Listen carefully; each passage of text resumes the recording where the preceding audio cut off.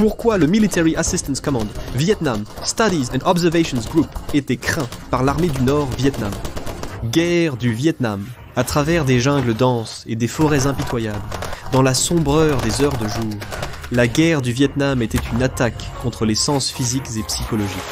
Pendant plus de 20 ans, les soldats américains et sud-vietnamiens se sont battus désespérément pour le territoire contre l'armée nord-vietnamienne, connue sous le nom de l'armée du Nord-Vietnam. Mais alors que la plupart des combats se déroulaient au grand jour, avec les deux côtés conscients de l'autre, une autre guerre, bien plus secrète, se déroulait sous la surface. Les Américains avaient un secret, tout un groupe de forces clandestines, spécialement formées capables de se glisser à travers les frontières et dans les cachettes de l'armée du Nord-Vietnam, une chose que l'armée américaine, sur le papier, ne pouvait pas faire. Ces équipes étaient responsables de certaines des missions les plus réussies et les plus secrètes de la guerre du Vietnam.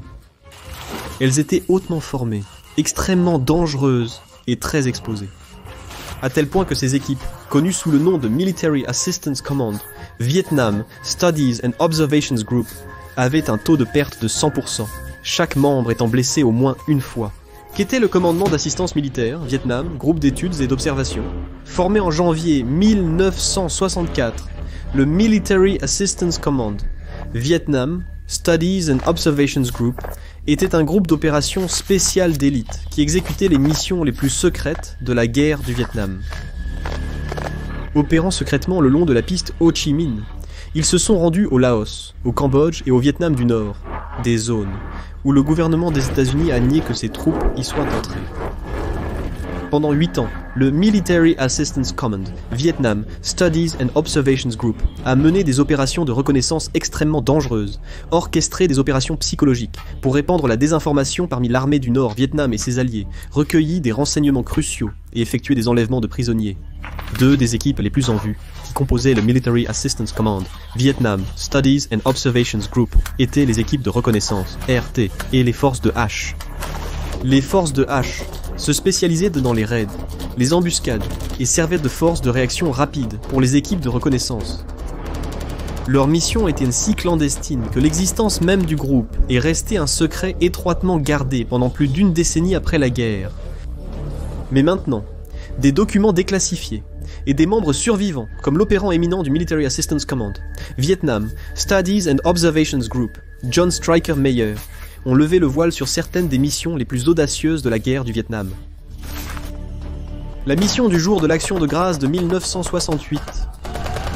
En novembre 1968, plutôt que de profiter d'assiettes pleines de dinde et de tartes à la citrouille, Stryker et 5 autres agents étaient discrètement déposés sur le sol cambodgien, chargés de retrouver 3 divisions de l'armée du Nord-Vietnam manquantes.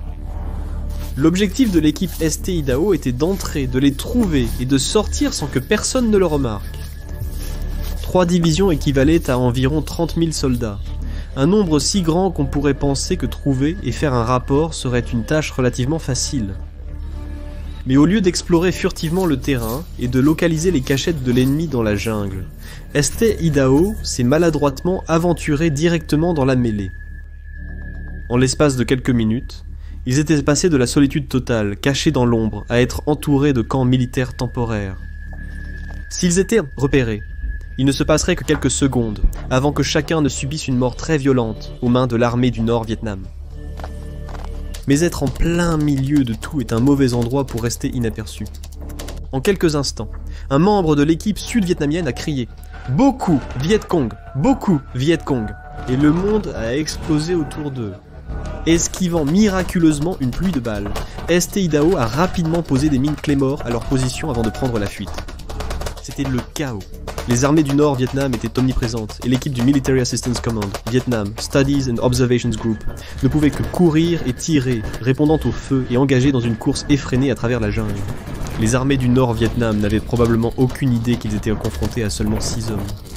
Chacun se battait avec la fureur de 100 hommes, utilisant tous les tours dans leur arsenal pour repousser le flot de soldats. Bubba, l'autre soldat américain, a posé d'autres mines Claymore avec un fil de détonation pendant leur fuite. Puis avec Meyer, ils ont révélé leur position.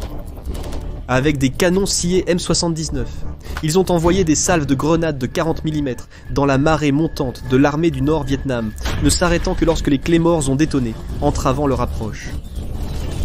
L'équipe a été soulagée au retour de leur hélicoptère. Faisant pression sur l'armée du Nord-Vietnam, il a pu fournir un feu de couverture pour que les hommes puissent traverser rapidement le site d'exfiltration et se jeter dans son ventre. Mais hier, à la mitrailleuse, ils se sont éloignés en sécurité des divisions de l'armée du Nord-Vietnam désormais retrouvées. L'opération Thundercloud. Les États-Unis n'auraient pas pu participer avec succès à la guerre du Vietnam sans la connaissance locale du terrain du pays, fournie par les troupes sud-vietnamiennes. Avec son terrain dense, les habitants et les missions de reconnaissance ont offert un aperçu vital de l'endroit où les troupes de l'armée du Nord-Vietnam se rassemblaient et se cachaient parmi le feuillage. Si capturé, un Viet Cong ou un soldat de l'armée du Nord-Vietnam pourrait fournir des informations précieuses sur les mouvements du Nord, mais s'il était capturé, recruté et formé, ce même soldat de l'armée du Nord-Vietnam ou Viet Cong pourrait devenir inestimable. Et bien sûr, aucune guerre n'est complète sans quelques soldats prêts à changer de camp pour améliorer leurs propres chances. Ainsi est née l'opération Thundercloud, une mission secrète du Military Assistance Command, Vietnam, Studies and Observations Group, visant à trouver des soldats de l'armée du Nord-Vietnam, prêts à changer de camp, et à retourner dans les camps du Nord-Vietnam en tant qu'espions. C'était le travail des forces spéciales de recruter et de former ces individus avant de les déposer derrière les lignes ennemies. Organisés en 4 équipes de 3 hommes par le commandant-capitaine Bud Williams, les soldats se verraient attribuer une histoire de couverture, de faux documents et du matériel de surveillance comme des radios, des appareils photos et des cartes. Peu de temps après, ils seraient déposés dans une zone où ils rencontreraient bientôt des soldats de l'armée du Nord-Vietnam, à qui ils pourraient demander un répit d'une nuit. L'opération Thundercloud était incroyablement audacieuse et nécessitait une grande confiance des deux côtés.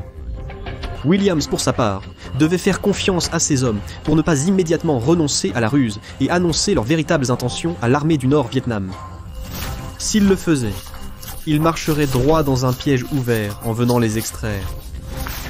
Heureusement pour Williams, il est vite devenu évident que la confiance était bien placée, car les équipes ont recueilli beaucoup de renseignements très utiles, et selon ses propres mots, je cite, de très courageux jeunes hommes, et je considère que c'est un honneur d'avoir eu l'opportunité de travailler avec eux. Fin de citation. Opération Tailwind. À l'été 1970, des groupes tribaux, montagnards soutenus par les Américains, étaient de l'autre côté de la frontière dans le sud du Laos, tentant désespérément de reprendre des positions clés de la Central Intelligence Agency. Ils étaient néanmoins supprimés et tombaient rapidement à cause de l'assaut intense et constant des troupes de l'armée du Nord-Vietnam déterminées à les submerger. C'était une situation dangereuse, mais une situation à laquelle le Military Assistance Command, Vietnam, Studies and Observations Group avait l'habitude de se jeter au milieu. Dans une tentative de détourner l'attention de l'armée du Nord-Vietnam, une équipe des forces de H a été larguée à l'est du Laos, où leur travail était de nuire aux forces, de détruire les fournitures et d'extraire des renseignements. Composée de 16 Américains et de 110 montagnards, la compagnie était soutenue par une lourde artillerie aérienne, alors qu'ils posaient des charges de démolition dans les bunkers. Avec l'armée du Nord-Vietnam alertée, l'équipe de H a marché, répondant au feu par le feu sur le terrain, alors qu'ils rencontraient les troupes adverses, par vagues, qui ont continué toute la nuit. Ils n'ont pas arrêté.